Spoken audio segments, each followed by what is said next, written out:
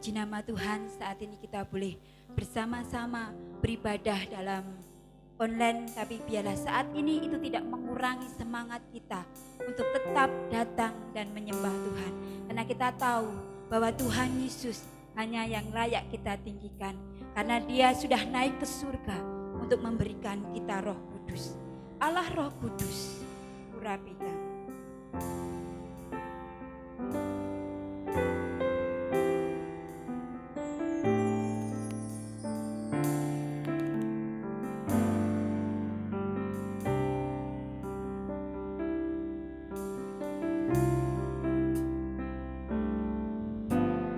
Yesus Tuhan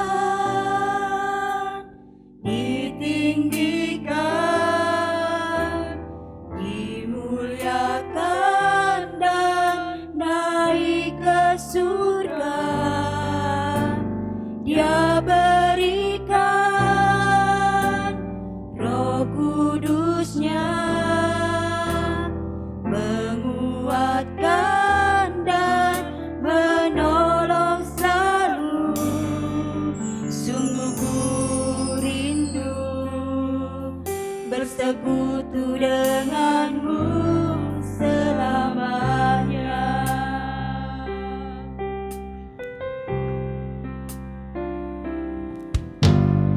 Yesus Tuhan ditinggikan, dimuliakan dan naik ke surga. Dia berikan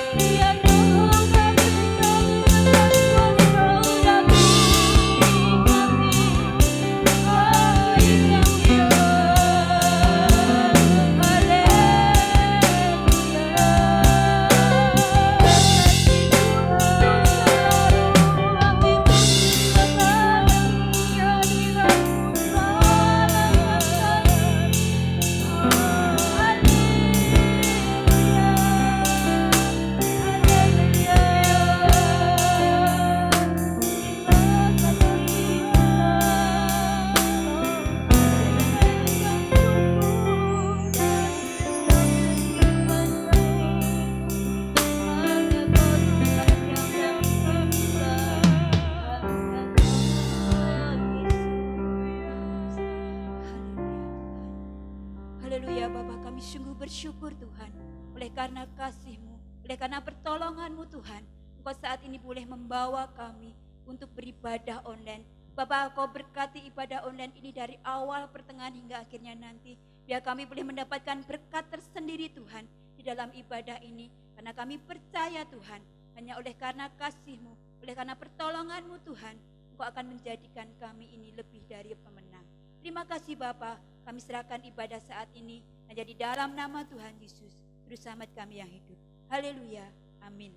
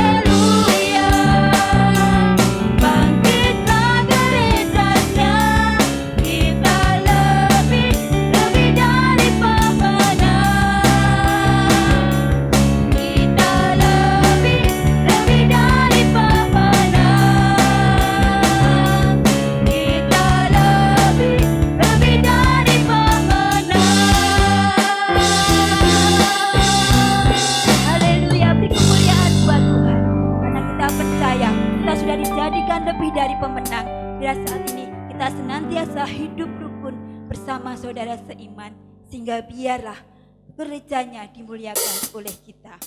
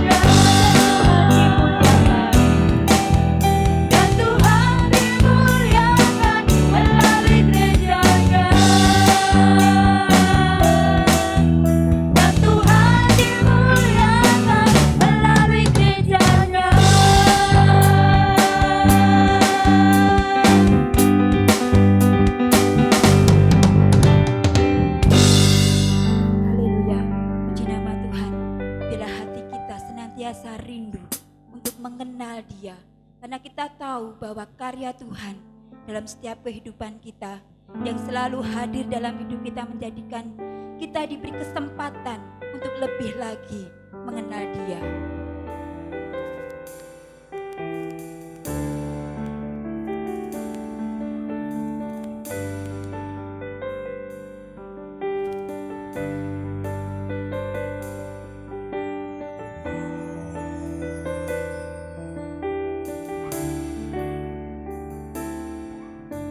Bila ku buka mataku dan lihat wajah-Mu, ku terkagum. Bila ku lihat hidupku dan karya tangan-Mu, ku tersanjung karena semua yang baik dalam hidupku itulah karya-Mu. Kau beri kesempatan yang baru dan ku ingin mengenal-Mu, Tuhan, lebih dalam dari semua yang ku kenal. Tiada kasih yang melebihi-Mu, ku ada untuk menjadi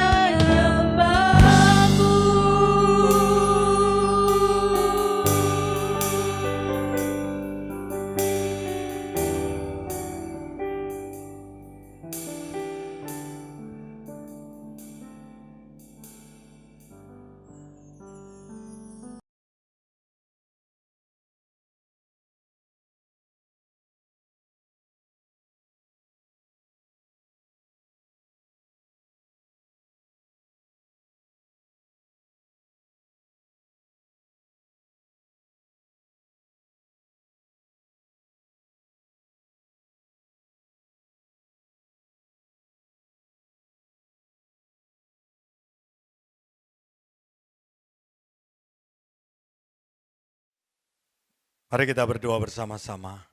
Bapa Surgawi, kami ucap syukur hari ini.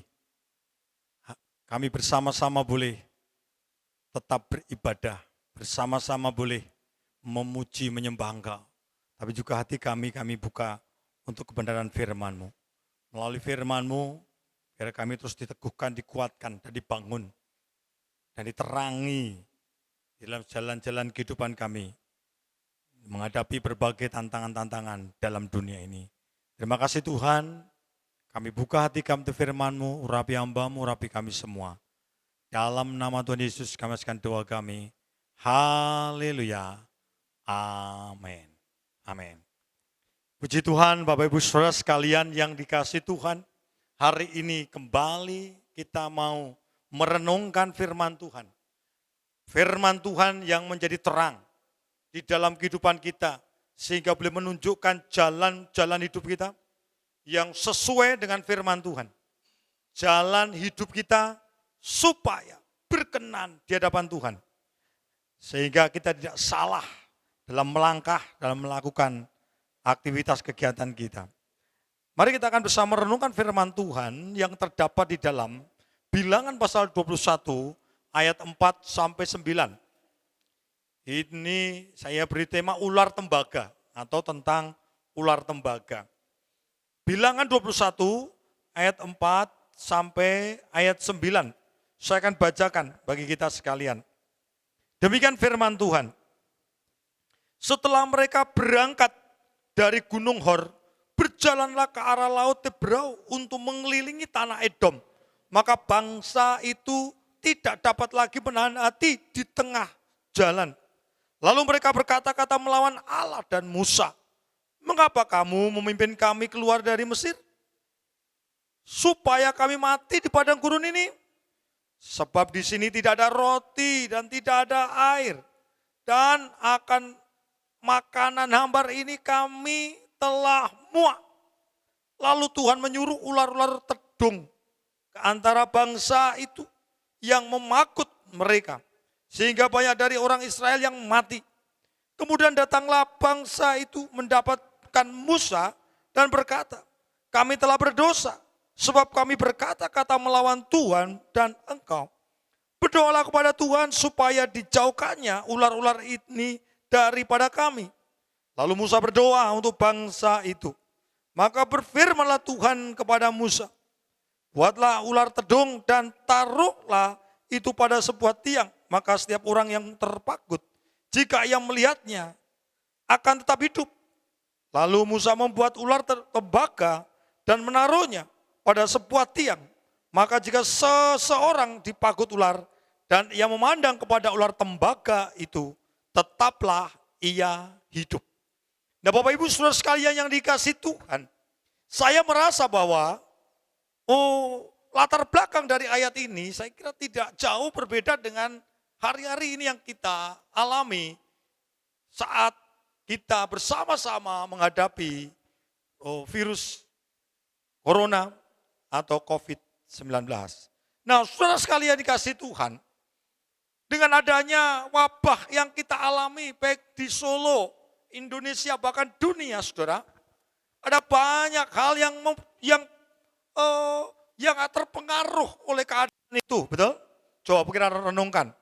Ya ada yang banyak yang terpengaruh. Seperti itu. Dan saya melihat sepertinya keadaan yang dialami oleh bangsa Israel waktu itu seperti itu. Seperti apa? Mari kita lihat dulu latar belakang dari ayat ini. Supaya kita mengerti dan akhirnya kita boleh mengambil manfaat dari apa yang Tuhan kehendaki bagi kita. Sudah perhatikan, di dalam ayat yang keempat dikatakan setelah mereka berangkat dari Gunung Hor, berjalanlah ke arah Laut Tebrau untuk mengelilingi tanah Edom. Maka bangsa itu tidak dapat lagi menahan hati di tengah jalan. Nah saudara segini, perhatikan.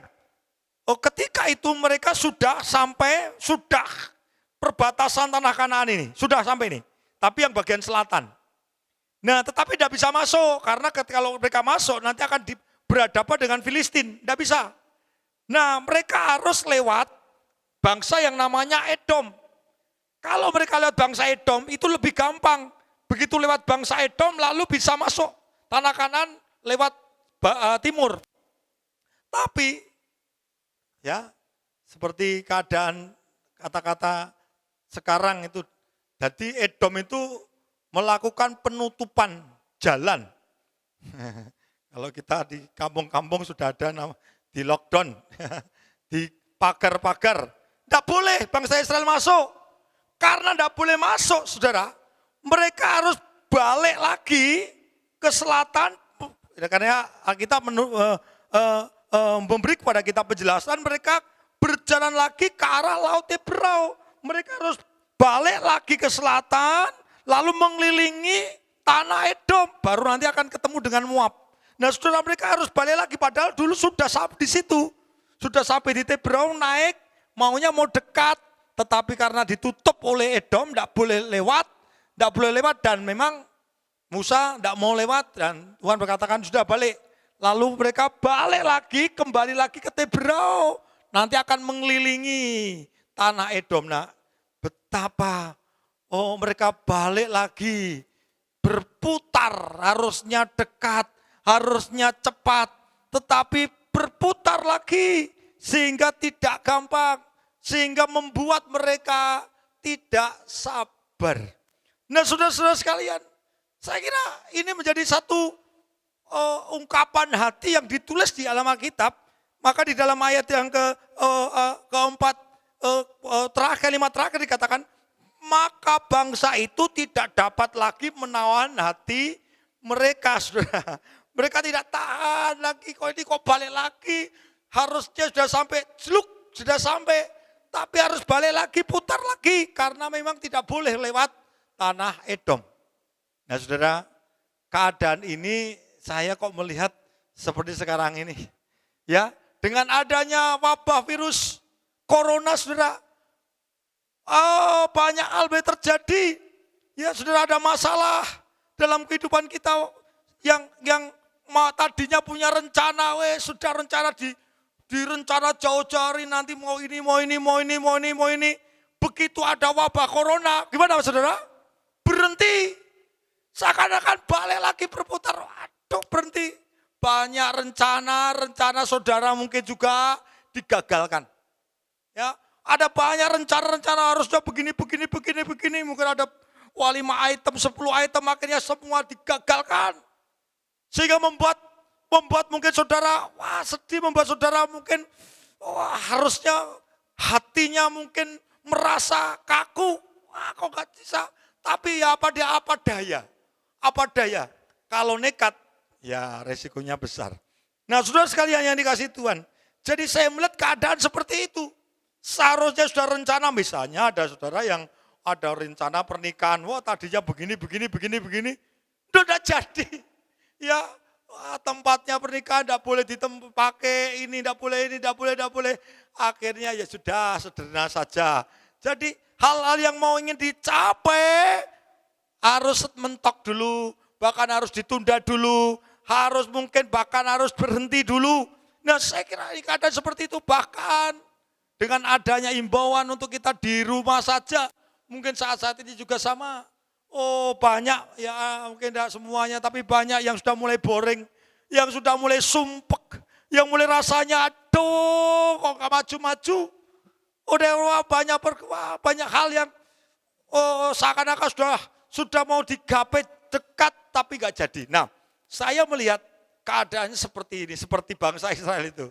Harusnya dekat jelek, tapi tidak boleh. Saya kira saudara, ya hari ini misalnya contoh gampang sederhana saja lah. Ya, malam-malam saudara pulang kerja, malam-malam mungkin jam 11, jam 10 malam, pulang kerja, harusnya masuk ke gang kampung yang harusnya bisa ditempuh. Wah cepet ini sampai di rumah. Tapi semua gang-gang ditutup, kira-kira gimana saudara? Dan saudara harus putar. Kira-kira ada? Rasanya gimana? Rasanya kalau nggak sabar ya, rasanya marah dan sebagainya. Nah, kira-kira seperti itu. Nah, rupanya saudara, Di antara orang-orang Israel itu ditulis di sini tidak dapat lagi menahan hati di tengah jalan. Saudara, karena nggak bisa menahan hati, mungkin marah, mungkin boring, mungkin sudah sumpek, sudah bolak-balik jalan lewat padang gurun, balik lagi ke padang gurun lagi, nanti mau muter lagi, waduh bolak-balik sudah jalan yang sudah pernah dilalui. Wah, mereka balik lagi sehingga membuat ayat yang kelima. Perhatikan di sini. Lalu mereka berkata-kata melawan Allah dan Musa. Nah, saudara, rupanya ada beberapa ya ada banyak ya orang-orang Israel yang tidak tahan, tidak bisa menahan diri, lalu muncul kemarahan, muncul sungut-sungut, dan dikatakan kata-kata melawan Tuhan dan melawan Musa. Dikatakan mereka berkata, mengapa kamu memimpin kami keluar dari Mesir? Coba mempertanyakan lagi. Padahal mereka tahu mereka dikeluarkan kan mau di tanah perjanjian. Mereka tahu dilepaskan dari perbudakan, tetapi mereka masih saja mempertanyakan itu karena sungutan hati mereka, panas hati, supaya dikatakan di sana supaya kami mati di padang gurun. Saudara, mereka terlalu karena sungutan terlalu kalau kata-kata sekarang sama ya, mungkin terlalu hiperbola gitu ya, memperbesarkan masalah, memperbesar-besarkan masalah. Ya saudara, mati di padang gurun. Kemudian apa lagi? Sebab di sini tidak ada roti dan tidak ada air, dan akan makanan hambar ini kami telah muak. Saudara perhatikan di sini. Saudara, mereka yang memikirkan, yang dipikirkan lagi masalah perut. Ya, bukan masalah masa depan anak-anak keturunan mereka. Nanti menjadi tempat, memperoleh tempat yang bebas, menjadi tempat yang merdeka. Enggak. Pikiran mereka hanya pikiran mereka, masalah perut saja. Di sini katakan. Bahkan mereka berkata tidak ada roti. Apa betul tidak ada roti? Ada. Mereka katakan Tuhan beri mana. Di mana mereka dibikin siapa menjadi roti? Ya memang. Di tengah-tengah padang gurun mereka tidak bisa membuat roti yang ada raginya. Sehingga mungkin rotinya yang karena tidak ada ragi agak keras ya. Seperti apem yang tidak jadi roti. Nah, itu mereka menuntut di hadapan Tuhan. Bahkan mereka katakan tidak ada air. Mana ada tidak ada air? Ada air. Tuhan selalu sediakan itu. Kalau tidak ada air mereka sudah mati dulu-dulu. Ada. Tapi itulah keresahan, kesungutan hati muncul di hati mereka, dan mereka dengan kata-kata itu bukan saja melawan Musa, tapi mereka melawan Allah. Nah saudara, yang pertama saudara kalian lihat, melawan Allah. Nah apa yang terjadi kalau melawan Allah? Apa yang terjadi? Maka sungutan mereka mendapat hukuman dari Tuhan. Ayat yang ke-6, yang ke-7, saya perhatikan. Lalu Tuhan menyuruh ular-ular tedung ke antara bangsa itu dan memakut mereka, sehingga banyak dari orang Israel yang mati. Kemudian datanglah bangsa itu dan mendapatkan Musa dan berkata, kami telah berdosa, sebab kami telah berkata melawan Tuhan dan engkau.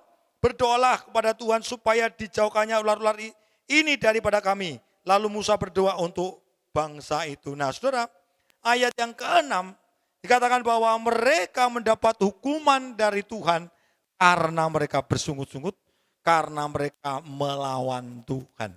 Saudara, berulang-ulang kali beberapa tidak semua, beberapa bangsa Israel memprovokasi yang lainnya.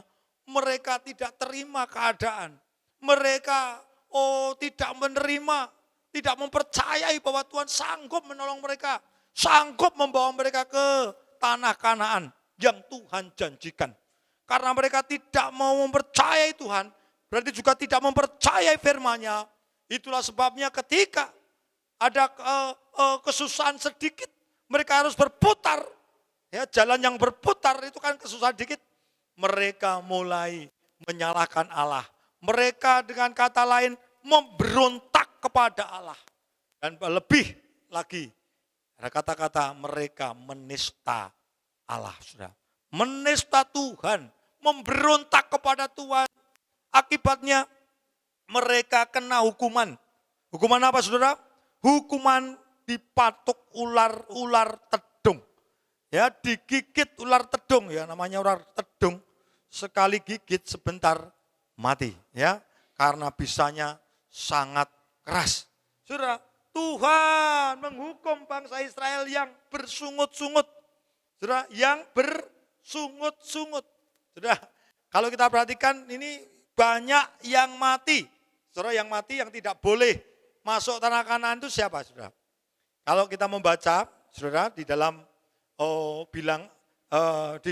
kalau kita membaca ulang dalam kitab Bilangan pasal 14, nanti baca ayat 22, di sana dikatakan bahwa orang-orang yang sudah mencobai Tuhan, tidak percaya kepada Tuhan, memberontak kepada Tuhan 10 kali, mereka tidak boleh masuk tanah Kanaan. Berarti apa? Mereka akan mati di padang gurun. Dan saya melihat itu, berarti orang-orang yang mati itu adalah sudah 10 kali paling tidak, ya sudah 10 kali memberontak kepada Allah. 10 kali bersungut-sungut kepada Allah. 10 kali tidak mempercayai pemeliharaan Allah. Sudah 10 kali menista Allah. Sehingga dipagut oleh ular tedung. Ya sudah, dipagut oleh ular tedung sebagai hukuman karena mereka tidak mempercayai pemeliharaan Allah, pimpinan Allah, janji-janji Allah, tidak mempercayai apa yang Tuhan katakan. Nah, saudara sekalian yang dikasihi Tuhan, jadi di antara mereka, ya saya menafsirkannya adalah karena sudah 10 kali mencobai Tuhan, 10 kali bersungut-sungut. Entah karena airnya pahit, entah karena tidak ada air, entah waktu itu karena pengen makan, 10 kali. Maka Tuhan menghukum mereka mati dan mereka tidak masuk tanah Kanaan. Karena mereka gak percaya. Karena tidak percaya, tidak masuk.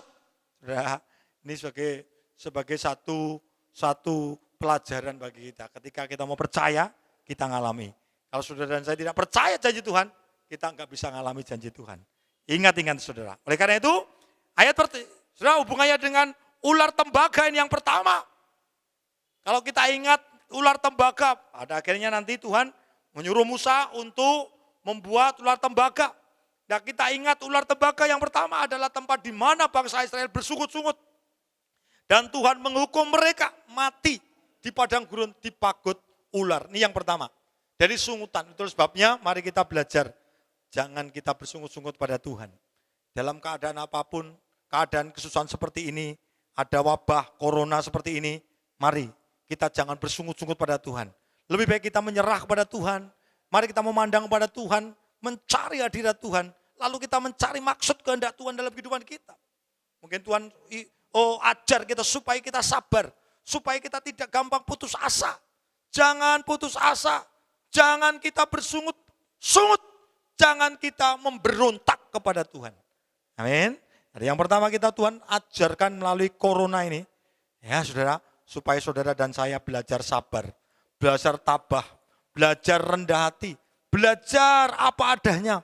Belajar menundukkan diri bahwa menyadari bahwa manusia kita ini lemah. Coba dengan virus corona yang tidak kelihatan, yang kecil, sudah menakutkan seluruh bangsa, betul enggak? Termasuk kita harus hati-hati. Nah oleh karena itu membuat kita sadar kita ini manusia lemah. Kita ini perlu terus senantiasa berpegang pada Tuhan. Yang pertama ini. Jadi buang segala sungutan, saudara. Ingat ular tembaga, ingat itu hukuman. Ya saudara, ketika Tuhan menghukum bangsa Israel dengan ular tedung. Ingat itu, sehingga supaya kita tidak gampang memberontak kepada Allah.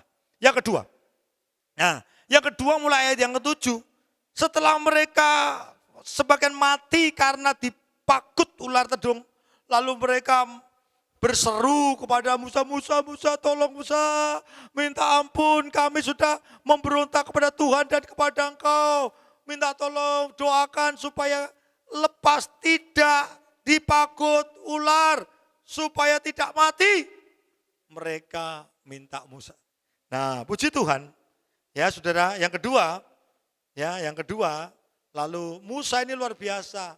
Sekalipun diberontak ya, wah tidak dipercayai bangsa Israel, wah disungut-sunguti, wah dimarah-marahi, tetapi tetap saja. Puji Tuhan.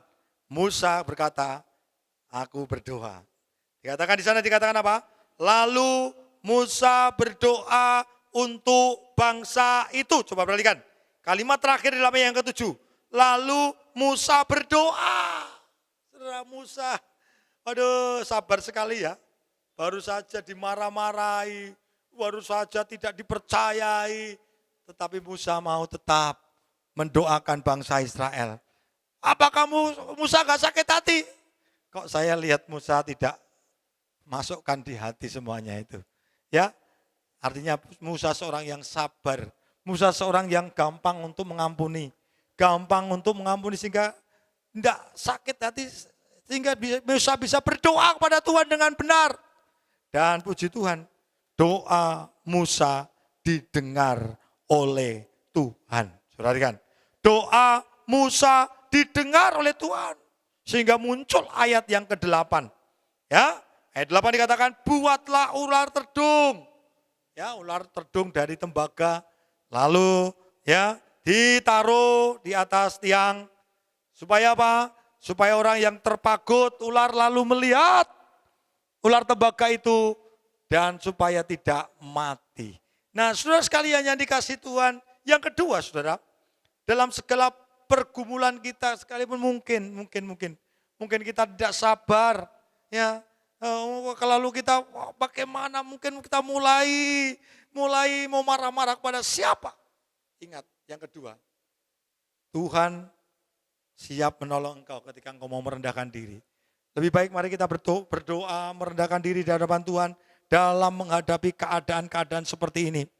Jadi tidak mencari jalan sendiri, minta pertolongan Tuhan. Seperti bangsa Israel ini, mereka mau bertobat, setelah bertobat mereka minta kepada Musa untuk berdoa, artinya mereka minta kepada Tuhan. Dan puji Tuhan, selalu ada pertolongan Tuhan. Ketika kita mau sungguh-sungguh merendahkan diri, ketika kita sungguh-sungguh mau berdoa kepada Tuhan, dalam pergumulan apapun saudara, keadaan-keadaan seperti ini, mari yakinlah bahwa Tuhan siap menolong saudara. Selalu ada pertolongan, lalu Tuhan memberi jalan, yaitu dengan cara Musa membuat ya ular dari tembaga. Ular dari tembaga. Ya, dikatakan bahwa firman Tuhan dikatakan, buatlah ular tedung. Lalu dikatakan apa? Maka setiap orang yang terpagut, ini firman Tuhan. Setiap orang yang terpagut, artinya digigit oleh ular tedung, jika ia melihat ular tembaga yang dibuat oleh Musa, maka ia akan hidup tidak mati. Ada jalan keluar karena ada perintah Tuhan. Dan itu menjadi jalan keluar bagi bangsa Israel. Ya saudara, ada pertolongan Tuhan, selalu ada pertolongan Tuhan. Oleh karena itu, kalau saudara saat ini ada masalah pergumulan, ingat, Tuhan siap menolong kau. Rendahkan diri, mari kita berdoa, mari kita minta pada Tuhan sungguh-sungguh. Dengan mempercayai setiap firman Tuhan, maka ada pertolongan Tuhan dalam kehidupan kita. Nah saudara sekalian, ini yang kedua. Jadi, di sini adalah ketika mau menurut apa yang Tuhan katakan, ketika digigit, lalu melihat ular tembaga sembuh, tidak mati, ya tidak mati. Setiap kali digigit, lihat ular tembaga yang dibuat Musa oleh perintah Tuhan, artinya mereka menuruti perintah Tuhan, maka selamat, tidak mati saudara. Nah, jadi selalu di dalam Tuhan, sekali lagi, ada pertolongan. Apa saja saudara yang sedang saudara bergumul sekarang? Mari kita datang pada Tuhan dan berdoa. Sungguh-sungguh mencari Tuhan. Lihatlah, nanti ada pertolongan Tuhan. Saudara, saya melihat dari hari ini, ya sungguh luar biasa ya. Anak-anak Tuhan ya di Bakalan ini. Dan saya bersyukur ya. Hari-hari ini kan, waduh kesulitan dan sebagainya ya. Tapi saya bersyukur justru saya tahu Saya percaya anak-anak Tuhan diberkati oleh Tuhan. Ya, tiba-tiba datang pisang, datang nggak tahu panen dari mana, panen dari pasar mungkin ya. Wah, datang pisang, datang supermi, datang beras, datang, waduh, gula, datang teh, datang ke gereja, datang loh. Padahal ini kan hari-hari sulit, tetapi anak-anak Tuhan tetap diberkati Tuhan dan masih bisa memberi. Saya percaya mungkin ada yang memberi dengan pengorbanan, nggak masalah. Lihat, pertolongan Tuhan tetap Tuhan nyatakan. Nah, saudara sekalian yang dikasihi Tuhan, sehingga saya sungguh percaya ketika kita di tengah-tengah masalah tetap mencari Tuhan, tetap ada pertolongan Tuhan, bahkan sehingga bisa menjadi berkat. Amin. Kalau menjadi berkat bagaimana? Kita juga, ya kalau kita diberkati, ya, menjadi berkat. Diberkati, menjadi berkat. Nah, sehingga saya bersyukur juga di gereja ini kita juga ya kita bisa supermi beras yang banyak, lalu kita juga bungkusi, ya kita bisa bagi sekitar kita. Nah, sudah akhirnya juga gereja ya di sini saya wakili, kita bisa menjadi berkat juga bagi tetangga gereja yang belum percaya. Amin. Nah, artinya apa? Kita tetap menjadi berkat di tengah-tengah keadaan sulit seperti ini. Tetap mengalir berkat Tuhan, pertolongan Tuhan. Amin. Yang terakhir begini. Yang terakhir, apakah saudara, ya, pertanyaannya begini. Apakah orang yang digigit ular tedung itu sembuh karena ular tembaganya Musa? Atau karena apa? Karena apa, saudara? Artinya begini, ular tembaga itu terus ada loh, saudara. Setelah bangsa Israel masuk ke tanah Kanaan, ular tembaganya Musa itu dibawa terus. Dan diceritakan bahkan ular tembaga itu sampai berusia ribuan tahun. Kurang lebih saya hitung 1000 tahun. Karena itu ada pada zaman Musa sampai pada zamannya Hizkia. Saudara, ya, zaman Musa itu 1600 tahun sebelum Masehi. Zamannya Daud saja udah 1000 tahun, berarti udah 600 tahun. Lalu dari Daud ke Hizkia itu sampai kurang lebih 300-400 tahun. Jadi kurang lebih 1000 tahun. Apakah setelah kejadian Musa ini ular tembaga masih bisa menolong orang yang digigit ular? Tidak. Jadi sebenarnya kuncinya di mana? Yang ketiga, pelajaran yang kita dapatkan dari ular tembaga adalah bukan ular tembaganya yang berkhasiat, tetapi perintah Tuhan. Perintah Tuhan itu yang berkhasiat. Setiap yang gigit ular tedung, melihat ular tembaga, tidak mati, sembuh. Jadi perintah Tuhannya bukan ular tembaganya. Nah, celakanya saudara, sementara orang termasuk bangsa Israel kemudian membawa ular tembaga itu ke Israel dan lalu di antara mereka mengadakan korban untuk ular tembaga yang dibuat Musa. Jadi kalau zaman sekarang bahasa Jawanya begini, seperti dibikin aji-aji, apa? Dibikin, wah dikasih korban, dikasih ini, sudah disimpan, ya dibikin, bahkan ya dibikin berhala, dan itu sangat menyakitkan hati Tuhan, saudara.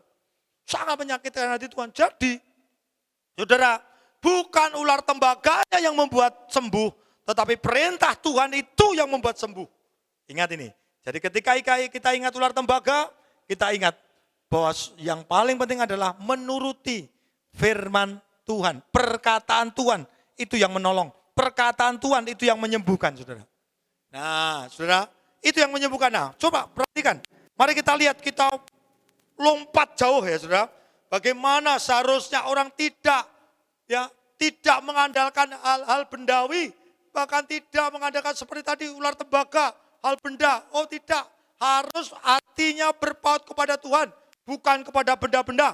Ada orang yang ketika berdoa di satu gua, lalu merasakan hadirat Tuhan, lalu gua itu lalu menjadi apa? Menjadi tempat yang diceritakan, kalau mau berdoa di gua itu, kalau mau supaya mengalami ketemuan dengan Tuhan. Jadi bukan guanya Tapi kadang-kadang goanya yang menjadi perhatian. Bukan Tuhannya. Seperti bangsa Israel. Ular tembaganya yang menjadi perhatian, bukan Tuhannya. Nah, ini salah. Mari kita lihat apa yang terjadi dengan Hizkia. Ya, kita lompat. 2 Raja-Raja pasal 18 ayat yang ke-4 sampai 8. Ya, dengan singkat saya akan sampaikan ini sebagai akhir. Yang ketiga, supaya kita mengerti dalam keadaan-keadaan seperti ini, kita tidak mengandalkan hal-hal duniawi, kebendaan, tidak. Mari kita belajar untuk mengandalkan Tuhan. Ayat 4 dikatakan begini, 2 Raja-Raja 18 ayat yang 4. Dikatakan, dialah yang menjauhkan bukit-bukit dan pengorbanan, dan yang meremukkan tugu-tugu berhala, dan yang menebang tiang-tiang berhala, dan yang menghancurkan apa? Ular tembaga yang dibuat Musa. Sebab sampai masa itu, orang Israel memang masih membakar korban bagi ular itu, yang namanya disebut Nehustan. Saudara, ular tembaga itu diberi nama Nehustan. Ya, dan masih dikasih kabar, dikasih bakar-bakar korban. Saudara, itu sangat menyakitkan hati Tuhan. Mereka lebih mengarah hatinya kepada benda, bukan kepada Tuhan. Hai puji Tuhan, di zamannya Hizkia dikatakan, Hizkia lalu merombak, membongkar berhala, semua dihancurkan, termasuk ular tembaga yang dibuat oleh Musa. Dihancurkan, dibuang. Supaya apa? Supaya bangsa Israel berpaut kepada Tuhan. Nah, saudara, apa kunci? Apa saudara? Pengaruhnya kalau hatinya berpaut pada Tuhan, bukan kepada kebendaan, bukan pada berhala-berhala yang berbentuk tempat, yang berbentuk tempat ini, tempat itu, atau barang-barang ini, barang itu. Mungkin ada yang berkata ake, ada yang keris, ada yang buku, ada yang lukisan. Saudara, hati-hati. Kita dijebak oleh kuasa kegelapan. Itu semua berhala. Mari kita utamakan Tuhan, bukan barangnya, bukan ular tembaganya yang menyembuhkan, tetapi Tuhannya, perintah Tuhan itulah yang menyembuhkan. Lalu Alkitab berkata ini ayat yang kelima, ia percaya kepada Tuhan Allah Israel, dan di antara semua raja Yehuda, baik yang sudah dia maupun yang sebelumnya, tidak ada lagi yang sama seperti dia. Ia berpaut kepada Tuhan. Nah ini ayat yang ke-6, perhatikan. Hizkia berpaut kepada Tuhan, tidak menyimpang daripada mengikuti dia. Ia berpegang pada perintah-perintah Tuhan yang telah diperintahkannya pada Musa. Maka, perhatikan 7 dan 8. Maka Tuhan menyertai dia kemanapun dia pergi berperang, ia beruntung. Perhatikan, artinya menang, mengalahkan musuh-musuhnya. Ia memberontak kepada Raja Asyur, tidak lagi takut kepadanya. Dialah yang mengalahkan orang Filistin sampai ke Gaza dan memusnahkan daerahnya, baik menara-menara penjagaan maupun kota-kota yang berkubu. Artinya mengalahkan banyak musuhnya. Kenapa? Karena Allah menyertai dia. Kenapa menyertai dia? Karena berpaut pada Tuhan. Jadi yang paling penting bukan barang-barangnya, bukan ular tembaganya, saudara. Ular tembaganya dihancurkan oleh Hizkia.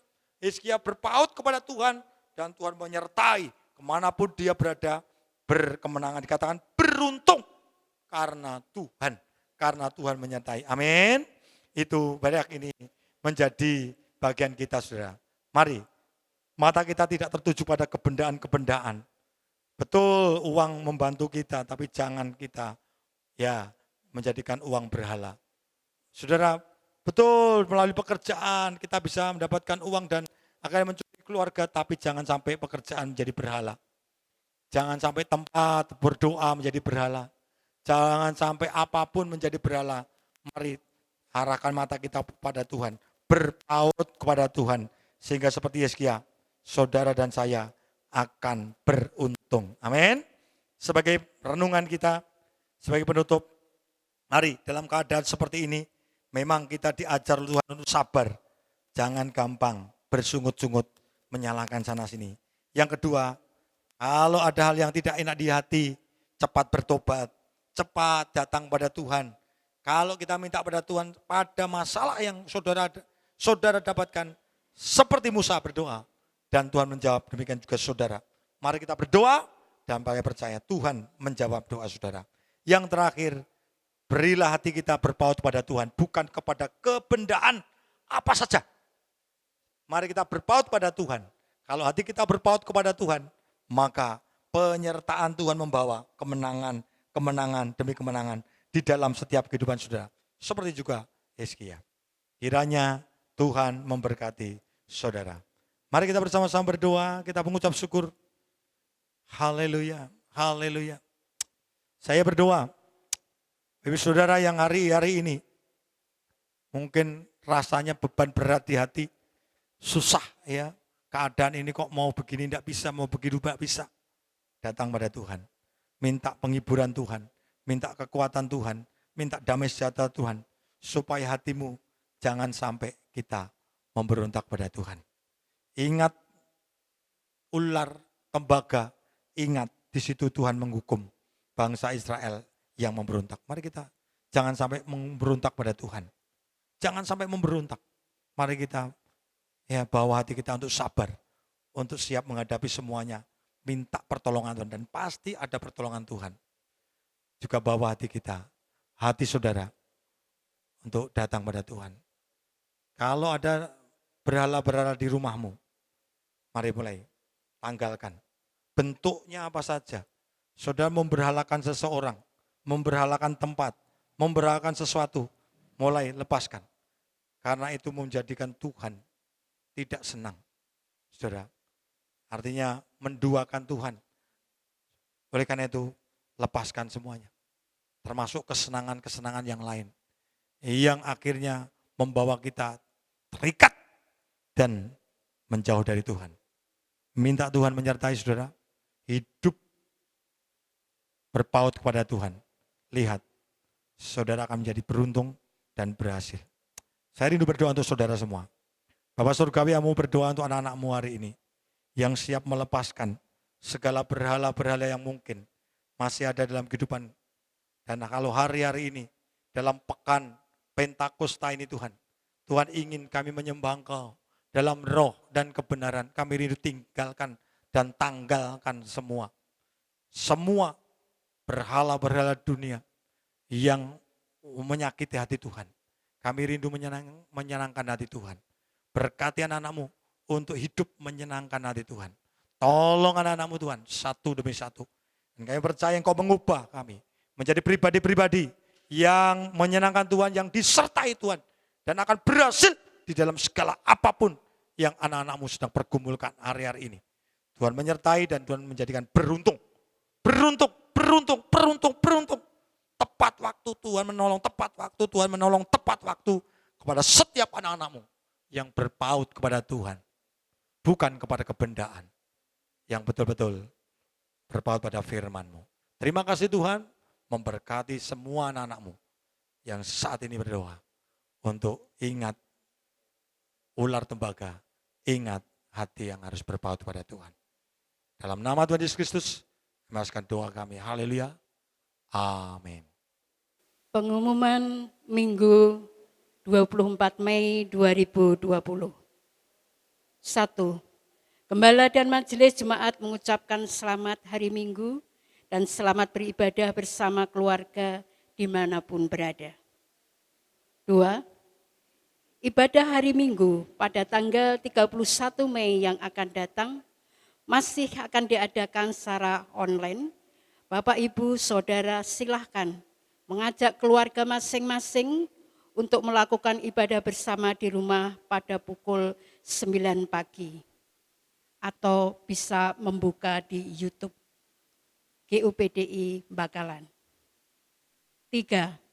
Doa Pekan Pentakosta.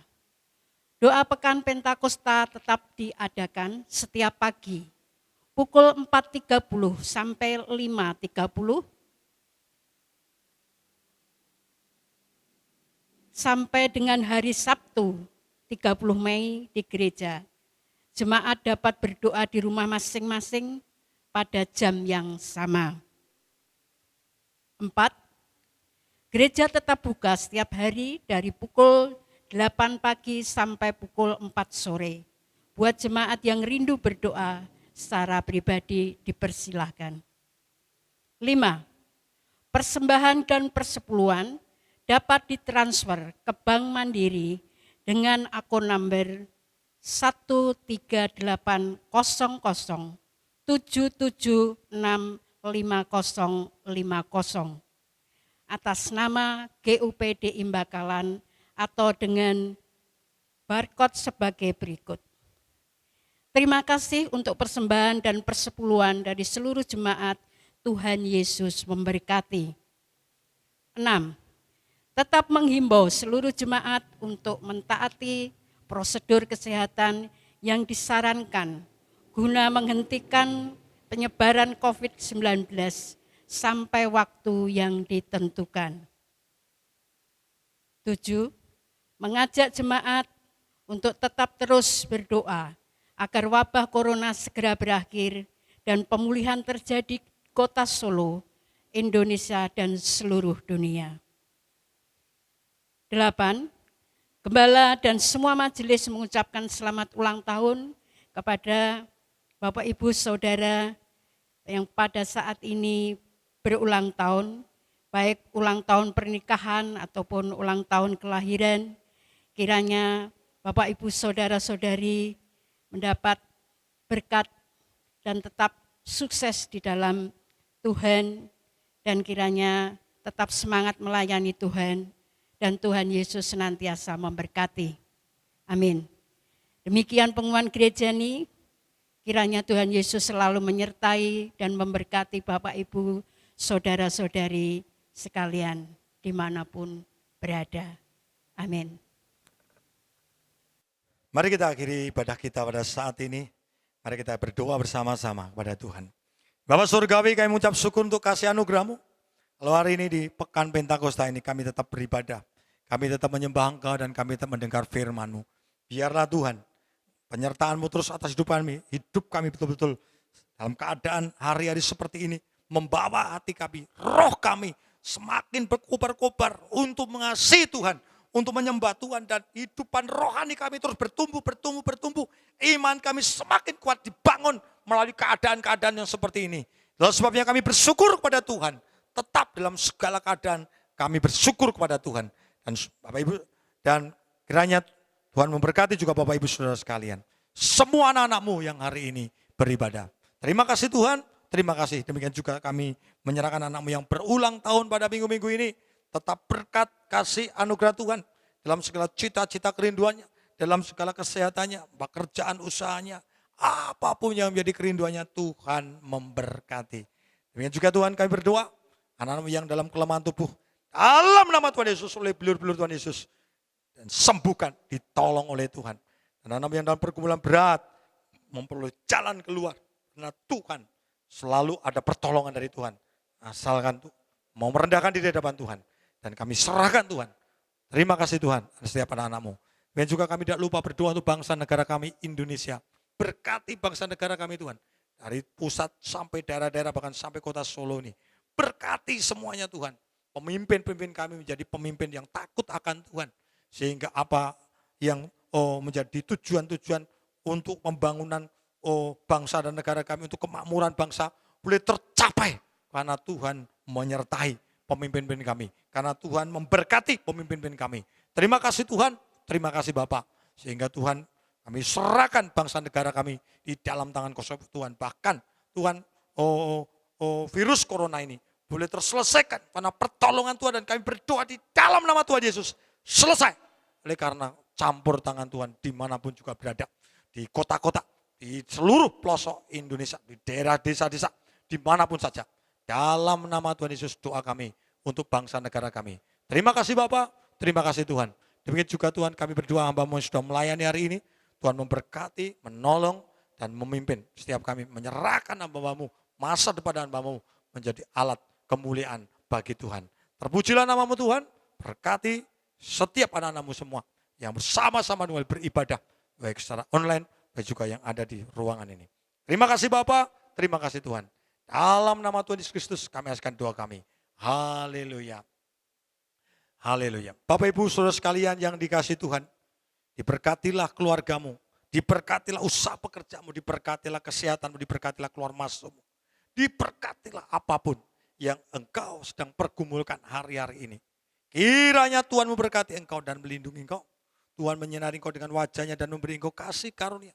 Tuhan menghadapkan wajahnya kepadamu dan memberi engkau damai sejahtera. Dalam nama Allah Bapa dan Allah Putra dan Allah Roh Kudus yang kita kenali dalam nama Tuhan Yesus Kristus. Bersama-sama kita katakan, amin, amin, amin. Tuhan memberkati dan tetap semangat, sabar, terus mencari Tuhan. Dalam nama Tuhan Yesus, saudara diberkati. Amin.